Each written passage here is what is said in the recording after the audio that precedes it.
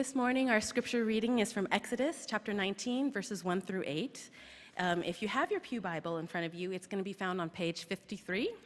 Otherwise, I'll wait for you to pull it up on your phone and read it along on your phone or tablet. Again, it's Exodus 19, verses 1 through 8.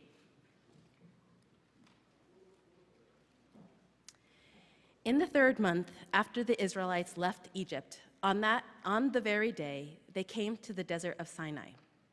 After they set out from Rephidim, they entered the desert of Sinai, and Israel camped there in the desert in front of the mountain.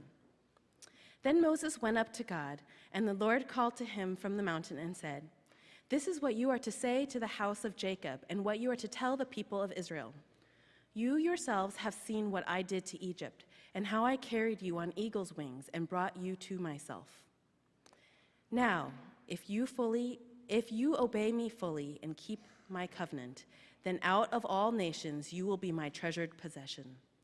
Although the whole earth is mine, you will be for me a kingdom of priests and a holy nation. These are the words you are to speak to the Israelites." So Moses went back and summoned the elders of the people and set before them all the words the Lord had commanded him to speak. The people all responded together, "We will do everything the Lord has said." So Moses brought their answer back to the Lord. May God bless the reading of his word.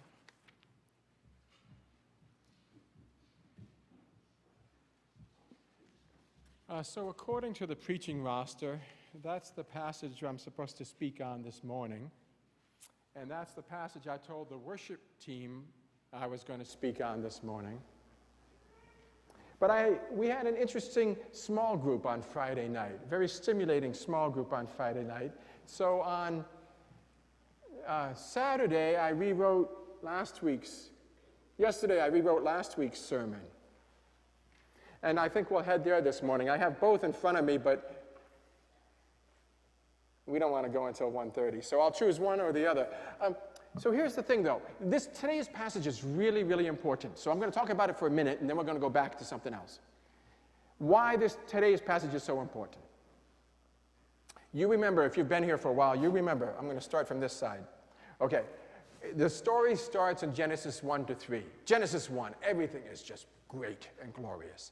God creates everything. He's powerful. He's loving. He creates everything. Everything is spectacular. He creates man and woman, and they're the most spectacular of all. Everything is good. Everything is very good. Then the fall, and everything gets messed up. And man's relationship with God is messed up. The spouse's relationship with spouse is messed up. Our jobs are messed up. Nature is messed up. Our relationship with the environment, everything gets messed up. Then Abraham comes along. And God says to Abraham, "I'm going to use you, and I'm going to restore all that stuff we lost in Eden. I'm going to give you children and descendants, just like Eve, the mother of all living things. And so Sarah is going to have a lot of kids. Or you will have, together you will have a lot of descendants. And like you lost Eden, well, we're going to give you a land of milk and honey. It's going to be not as good as Eden, but better than what you got now. We're going to take you out of the wilderness, give you land." And then, I'm not just thinking about you, he says to Abraham, I'm thinking about the whole world. In Eden, I had the whole world, and I lost all that. Well, I'm going to get it back now, because I'm going to work through you, Abraham, and through you, as I bless you, and as you prosper, then you will bless the rest of the world. And then we see that unfold. And so in the rest of Genesis, the descendants. Abraham has only one son that counts, and then Isaac has only one son that counts. But eventually, they have innumerable descendants. And we get to Exodus chapter 1, and there's so many of them. They're living in Egypt, and they're a threat to the Egyptians. And the Egyptians said, "Look, we got to enslave them. We got to drown them. We got to kill them, or else they're going to take over our country." So God answered the promise of descendants. And then God works on the second promise. I'm going to give you a land. And we saw last week's passage was about how God took them out of the land of Egypt. First step. In order to give them their own land, he first has to take them out of slavery in a foreign land. They're immigrants. He pulls them out of Egypt as the first step to bringing them into Israel. And then the story stops temporarily. In today's passage, the story has stopped. It was about restoring the blessings of Eden. It was about descendants. It was about land. And now the story stops. And it's very important to know why it stops and how that impacts us. Because so far, the relationship has all been one-sided. God gave descendants. God gave land. But this is a relationship. It can't be one-sided. It's a relationship. Every relationship you're in becomes reciprocal. It can't be one-sided or it's not a relationship. You know, maybe when you got a little kid, little baby born, and for a long time that relationship is pretty one-sided, but at some point the kid gets older. At some point he goes to school and then he has a reciprocal obligation, right? All A's, no B's. And then he gets older and he has a reciprocal relationship, right? Got to get into a good college. And then he gets a job and then he starts to give money back. Remember, you got to give money back to your elderly parents. Relationships are reciprocal. Whatever the reciprocation is, relationships are reciprocal. So far, God has said, look, I'm going to give you descendants. Hey, great news. I'm going to give you land. Great news. Now God says, look, this is a reciprocation. Look at what I've done for you. Now, here's the first thing important to note. I'm just going to, look, I don't have to cover it in detail. I'm going to make it real simple, 2 points, and then you want to know more about it, read the devotionals. Every day this week there'll be a devotional. If I get them written, I'm now caught up, and I have to get ahead. It takes about 8 to 10 hours to write one of these things, so hopefully I'll get ahead of you. And then this week you'll have devotionals. If you don't have devotionals this week, go to small group this week, coming up week, and you'll look more at this passage. For the morning, I only want to make 2 points. First of all, we really misunderstand the Old Testament because often we say the Old Testament, it was by works they earned their salvation. They did not earn their salvation by works. Look at the passage that Emily read. This is so important, and I hate to skip over it, but what we're going to do the rest of the time is kind of more engaging. So look over it. What does God say? God says, look what I did to save you. I brought you out of that land. Salvation in the Old Testament always started with grace, just like in the New Testament. Salvation was by God's grace. God rescued Israel. There was no reason why he should intervene to rescue Israel. There was no reason why he should give a promise to Abraham. Salvation has always been by grace. Now, there's a second point relevant to us. I think the reason we want to make salvation by works in the Old Testament is because we don't live there anymore. And we live in the New Testament. And if we can say they were saved by works, we can then say, but we're not. We're saved by grace. Therefore, maybe I should live one way rather than another way, but it's not really life and death, whether I live that way or don't live that way. It's better if I live for God, but I don't have to live for God because I'm saved by grace, and grace will wipe away all that stuff. So what happens when we find out they were saved by grace? And yet the second thing God tells them in this passage is, now look, you're my people. There's reciprocation involved. You're not earning my love. I've already demonstrated my love. I've rescued you. Now, because you love me, you'll obey me. You'll live like I live. You'll live like I tell you to live. And do you see our situation is almost entirely identical to that? God saves us. And the story doesn't stop there. God says the same thing to us that he said to them. And in the Bible study and the devotionals, I'll give you a New Testament passage which show this. The book of Galatians, particularly, is a good example of this. Romans. In the New Testament, there's always the assumption that because we're God's people, saved by his grace, we will now live for him. So we're pretty much in the exact situation they're in. The only difference is this. Chapter 20, chapter 21, and Leviticus, you're going to get a whole list of laws. And these are the laws by which God measures who's reciprocal with him, who's faithful to him. Well, these are the laws. The only difference in our case is we must still reciprocate. Only not all those laws are binding on us. God doesn't measure by laws now. The laws weren't effective for them. The law was an external code, The law said what to do, but it didn't motivate people to do it. Yesterday, Elder Terry was driving from Lexington to Concord for a meeting. And I was driving from Lexington to Acton, home. And the law says 45 miles an hour on that highway. But I know, I drive that highway every day, and I know the actual speed limit on that highway is 60 miles an hour, because that's what people drive, and the cops will leave you alone, unless it's Friday night, and they think you might be drunk, and they pull you over. So I go sailing past Terry, and I wave as I go. The law can tell me what to drive, but it can't motivate me to drive that speed. You see? And the difference is this: the law said what to do. Now, in the New Testament, God gives us his Spirit. Christ lives within us to transform us. So that now, it's not the outward law saying this. It's our inward heart that says, yeah, you know, this is what I want to do. This is how I want to live.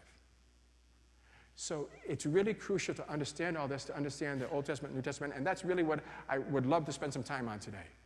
But I had an interesting conversation Friday night, and I think maybe you'll find it interesting. So let's go back. If you haven't grasped that, you know, I've talked about this a lot, you know, but I've talked about this a lot, so a lot of you will know this, and I don't need to spend a lot of time on it. The drawback is you think, oh yeah, that's what the pastor believes. And I don't want, no. It doesn't matter what the pastor believes. What matters is what the Bible says. So here's a classic passage that says what I believe. So, I believe what it says. You believe what it says. You just have to read what it says. So I just wanted to show you from this passage what it says. So that's what I planned on preaching. But here we are on Sunday, and I went to an interesting, stimulating meeting on Friday night. So I want to go back now. We okay? Reboot? Okay. So Friday night, we were looking at the call of Moses, like we looked at last week.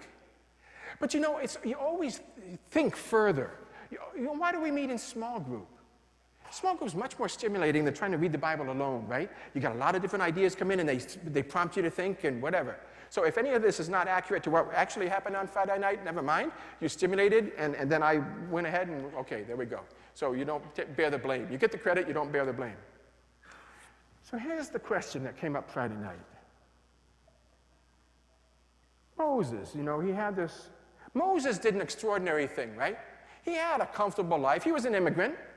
He was born in Egypt. He'd left. He'd gone to Midian. He got a wife, got an extended family, got some kids. Comfortable life, presumably. And then God says to him, look, I want you to go do something dangerous. I want you to go do something deadly. I want you to go back to Egypt. I want you to rescue those people. And Egypt is a superpower. And they got a dictator. And God is really telling Moses, look, I want you to go. And Moses would have heard it as, I want you to go get killed. Doing something that's ridiculous because you can never get it done. And so the question that came up is, what would it take for you in your current circumstances? What would it take for you to do something like Moses did? You know, in your current job, in your current studies, in your current location, what would it take for you to do something like Moses did? Or let's make it simpler, more applicable. Because how many of us is God going to call to rescue, you know, 600,000 people from a oppressive dictatorship? What would it take if you were to say, okay, I got my life, I got my family, I got my career, what would it take for me to say, all of these things are important, but now they're secondary?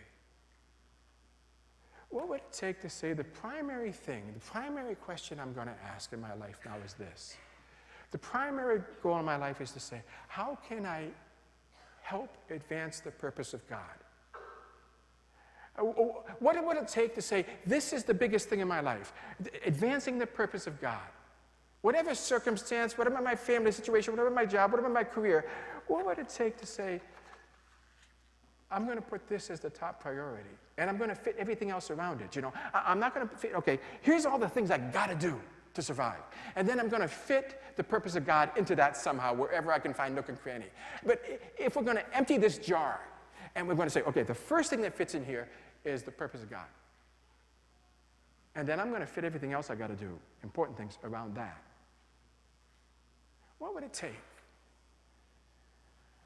We think about what it took Moses, what God did to help Moses, to make it easier for Moses. Moses is born Jewish, so he had that ethnic affinity. And he was raised Jewish for a while. His mother raised him, right? I mean, she threw him in the river because she had to. And the Pharaoh's daughter rescued him. And the sister said, hey, look, I know a Jewish woman who will look after this baby for you, and brought him home to her own mother. So Moses was raised by his mother for a while. And he was raised Jewish. And then he went off. So he had the ethnic connection, right? And then he went off and to be raised by the Pharaoh, or in the Pharaoh's household, in the palace. And so he got an elite education. So he had an ethnic connection, and he had an elite education. Would that be enough to motivate you? I mean, a lot of you have an ethnic connection to the biggest ethnic group in the country. In the world. You've got an ethnic connection. A lot of you, not all of you, to the biggest ethnic group in the world. And a lot of you have had an elite education. Is that enough to motivate you to put the purpose of God as the biggest priority in life? Or what else did God do? Well, Pharaoh had this ethnic affinity, and he saw a Jew being beaten by an Egyptian, and he saw a slave being bitten by he saw the injustice of one of his people being beaten by a slave master who's kind of more or less one of his adoptive people. And Moses had a heart about injustice. And so he jumped in and killed the guy. What would it take for you to put the purpose of God as the number one thing in your life? If you saw that kind of injustice, would that be enough for you? Would that do it for you? Maybe you see somebody in your own ethnic group suffering injustice, or maybe you see your ethnic group inflicting injustice on other people, like Filipino workers or Indonesian maids. And you think, well, this is not right. Now, Moses failed that first time. He acted rashly, precipitously. He failed. And he said, look, I've done my job. I tried. My life is at risk. I'm getting out of here. And he left. What would it take for you to stay engaged? Or, conversely, what would it take for you to quit? Is one failure enough? You try. It backfires. It's not successful. The thing I wanted to do most when I was a young Christian, Jesus made such a big difference in my life. And I came to Christ really easily once somebody finally shared the gospel with me. The thing I wanted to do most when I was a young Christian was evangelize. And I was really staggered that not everybody's grasping how great this thing is, and people aren't coming to Christ just the first time you hear the gospel, like I did. And you get discouraged, and you get kind of, maybe you give up a little bit. What does it take to persevere? And then Moses goes off to Midian, and he minds his own business. He gets married, he has kids. And he's out as a shepherd in the wilderness, and he sees this funny little bush. And he goes close to the bush to see what's going on, and then the bush starts talking to him. What would it take for you to go do something like Moses, or to make God's purposes the priority in your life? A burning bush? Some spectacular? We think, well, if I had a call like Moses, but Moses saw the burning bush and he didn't do anything. He heard the voice and he still didn't act. And the voice said to him, I want you to go to Egypt. He had a very specific call. I want you to go to Egypt. He had a specific call to a specific place, to a specific people. I want you to go to Egypt. I want you to rescue the Jews, your people. Specific job, specific time, specific place. Would that be enough for you? God said to him, I've seen the misery of my people in Egypt. I've heard them crying out because of their slave drivers. I'm concerned about their suffering. So I've come down to rescue them from the hand of the Egyptians, to bring them out of that land into a good and spacious land, a land flowing with milk and honey, the home of the Canaanites and Hittites and Amorites and Perizzites and Hivites and Jebusites. And now the cry of the Israelites has reached me. And I've seen the way the people The Egyptians are oppressing them. So now I'm sending you, go. If you had a specific call like that, would that be enough? You see the burning bush. You hear the call that tells you where, when, and how. Would that be good enough to make you go?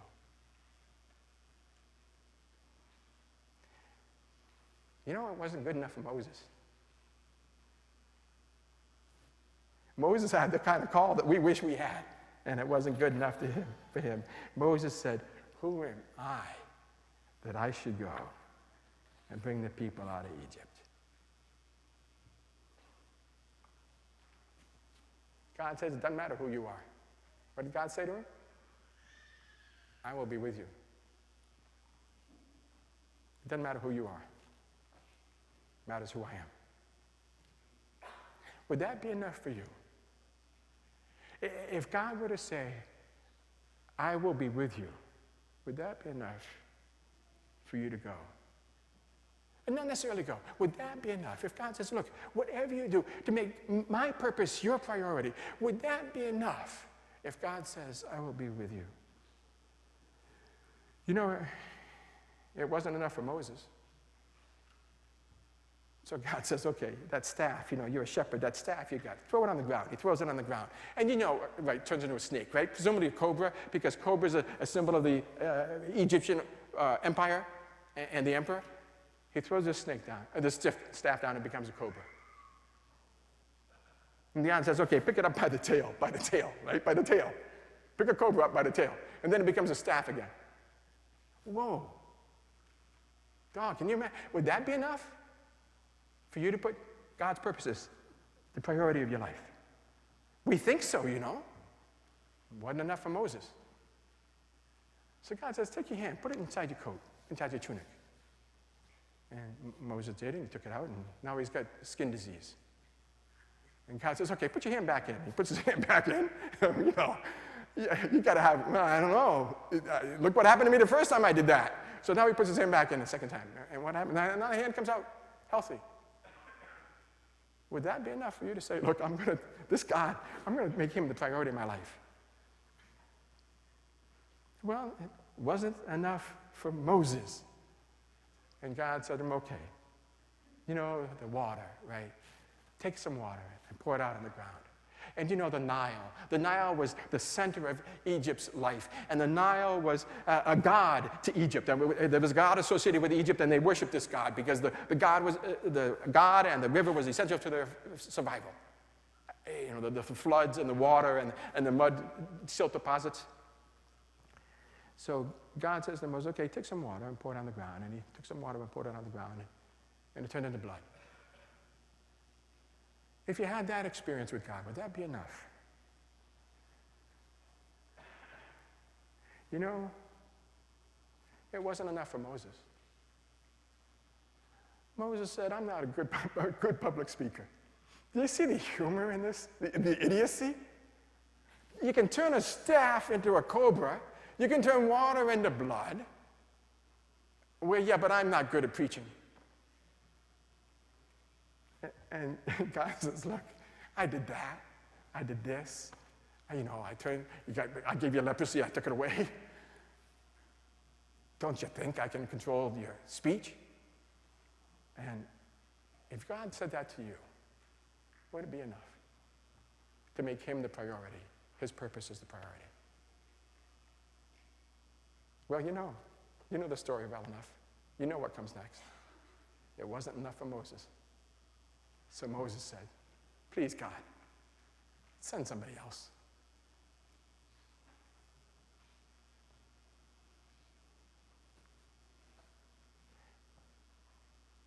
Is that what you're saying? You know, let somebody else make this a priority. Not me.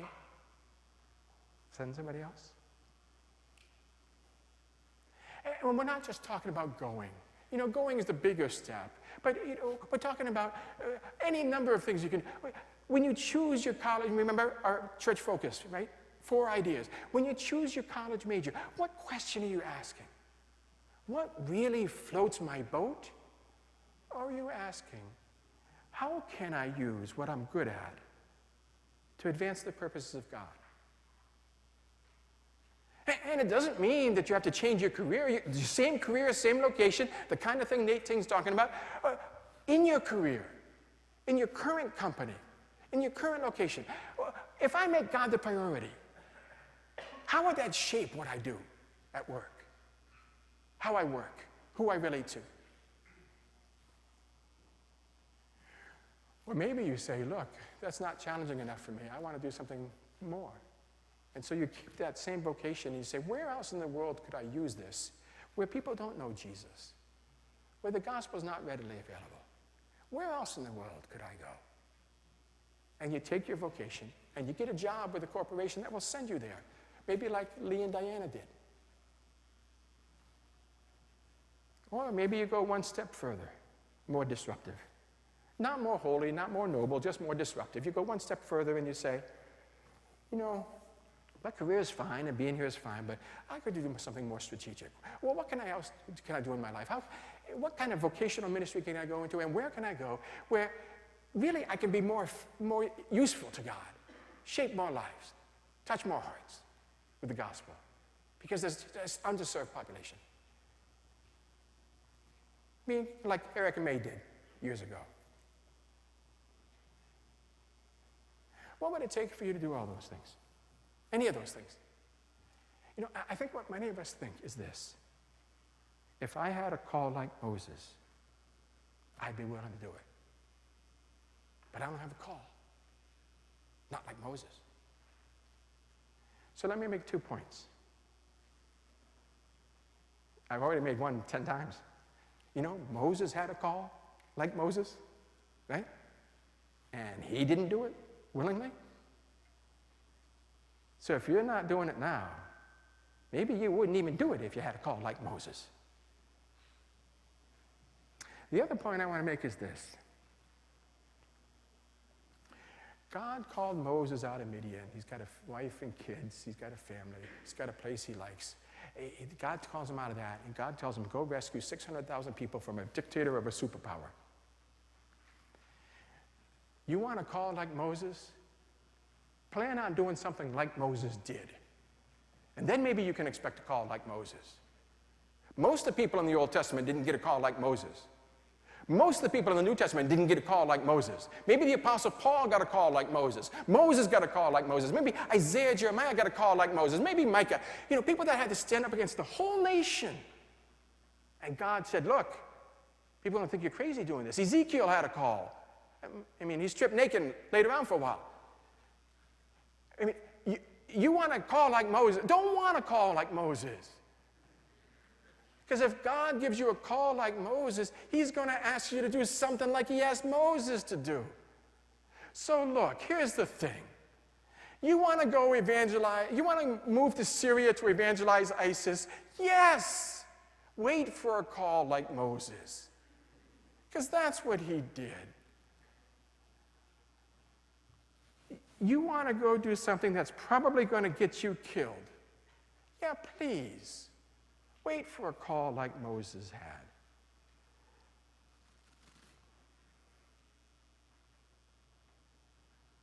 But apart from that, maybe we've already been called like Moses was called. Maybe Jesus has already said to us, all authority has been given to me under heaven and earth. Maybe Jesus has already said to us what God said to Moses, I will be with you. When Jesus said that, that wasn't a random statement. Jesus wanted them to think about Yahweh in the Old Testament speaking to Moses and saying, I will be with you. And Jesus says, now look, now I'm in that position as Yahweh. And I'm sending you, and I will be with you. Is that enough for us? Let's say you're ethnic Korean, and your goal is to evangelize North Korea. I'd say, sure. Wait for a call like Moses had. Let's say, 10 years ago, Hong Kong is in the news now. 10 years ago, we had a couple in this church in this congregation that was from Hong Kong. And the fellow was much more alert than I was about political things. I mean, he was from Hong Kong, and his aunt was politically involved. And he came and saw me, and we were chatting, and he said, look, he said, I'm going to go back to Hong Kong. And the Hong Kong had already been handed over to the Brits. I thought it was a done deal. It was all going to be calm now, because they'd been handed over, everything was calm. And he says, well, look, my family's been politically involved, my aunt, and I want to be there in case there's a need for political involvement, and I'm going to go back to Hong Kong. Maybe, he's from Hong Kong, he speaks Cantonese, he's got political connections. Maybe he should wait for a call similar to Moses before he goes back. Maybe there's a time where people shouldn't act before they have a call like Moses. But how about the rest of us? And it doesn't have to mean go, but making God's purposes the priority of our lives. You would have heard, some of you paid attention to the story about Rick Sacra. Now, I haven't been able to get the details yet. Rick Sacra is was the third fellow that was evacuated from West Africa with Ebola to come back to the U.S., get treated to save his life. He's from Massachusetts. He's from like Holden, or he grew up in maybe Wayland. Anyway, he lives out in Holden, and he was I think, as near as I can figure out, he's a professor at UMass, and then every summer he goes over to West Africa and helps medical. And it just happens that this time, he's been doing this for 15 years, and it just happened that this time he got Ebola. What would it take for you to do something like that? If you're trained in medicine, or something similar if you're not trained in medicine. And he didn't go there because they had Ebola. He was just going there because they had a need. Now, Rick Sacra, you got a sacra, right? Any of you medical doctors, sacra is the plural of sacrum, and sacrum is a bone in your pelvis. So if your name is sacrum, bone in the pelvis, you're going to be a doctor. And sacra means, in Latin, it means sacred, holy, because that pelvic bone was what the Greeks and the Romans offered in sacrifice to the gods. So that's why they call it sacra or sacrum. So if your name means holy and it's used in sacrifice and it's a hip bone, you're going to be a medical missionary doctor. Maybe that's part of your calling. Figure out what your name means. But there's no evidence in any story I've heard so far that he was going to be a hero or that this was a dramatic call. What it takes is us to say, look, here's where I'm going to start. I'm going to start with God's purposes. And then I'm going to fit my life around it. My wife, my kids, my desire to own a home, my desire to live in safety. I'm going to fit all that stuff around this, that God's the center of my life. He made me the center of his life so that I would reciprocate and make him the center of my life. That's where I'm going to start. And then the rest of it's just the details. It doesn't matter so much what you do. It doesn't matter so much where you go. You start with this. God's purpose is the center of my life, and then I explore and see where he takes me. And you won't know until you go. As you move out, vocationally, geographically, you'll only find out as he leads. He won't tell you ahead of time, mostly. So that's the question. Will God's purpose be the center of my life? And then I just ride that ride wherever it leads. Let's pray together. Father, we thank you that you used a kind of a poor, helpless, hapless fellow like Moses. And we ask, Father, that you'd use us for your glory. In Jesus' name, amen. Please rise with me. Despite the fact that the song was chosen for the other sermon, I actually think it fits pretty well. What good is it to gain the whole world but lose your soul? What good is it to make a sweet sound but remain proud? In view of God's mercy, I offer my all. So take my life, let it be everything, all